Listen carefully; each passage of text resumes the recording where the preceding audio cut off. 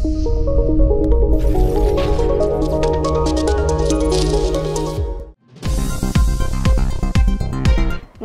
ನದಿಗೆ ಕಲುಷಿತ ನೀರು ಸೇರುವ ವಿಚಾರಕ್ಕೆ ಸಂಬಂಧಿಸಿ ಮಾಧ್ಯಮಗಳಲ್ಲಿ ಈ ಕುರಿತು ಬಿತ್ತರವಾದ ವರದಿಗಳನ್ನು ಗಮನಿಸಿ ಮಂಗಳೂರಿನ ಜಾಗೃತ ಹಿರಿಯ ನಾಗರಿಕರ ತಂಡವೊಂದು ಬಂಟ್ವಾಳದ ಪ್ರದೇಶಗಳಲ್ಲಿ ಸಮೀಕ್ಷೆ ನಡೆಸಿತು.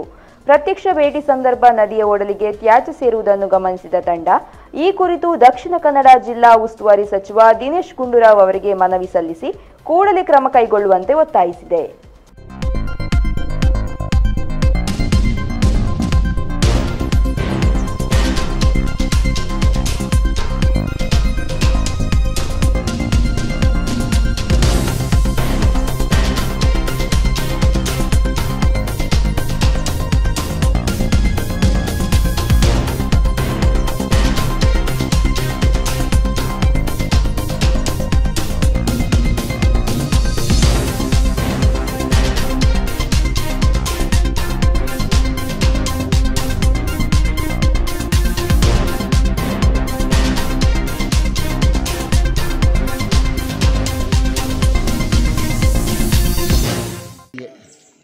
ಮಲಿನ ನೀರು ಸೇರುವ ಬಗ್ಗೆ ಹಲವು ವರ್ಷದಿಂದ ಈ ಬಗ್ಗೆ ಚರ್ಚೆ ನಡೀತಾ ಇಲ್ಲದೆ ಯಾವುದೇ ಫಲಿತ ಬರಲಿಲ್ಲ. ಸುಮಾರು ಬಂಟ್ವಾಳ ಪುರಸಭಾ ವ್ಯಾಪ್ತಿಯಲ್ಲಿ ಸುಮಾರು 19ರಿಂದ 21 ಡ್ರೈನೇಜುಗಳು ನೇರವಾಗಿ ನೇತ್ರಾವತಿ ನದಿಗೆ ಸೇರಿಕೊಂಡು ಮಲಿನ.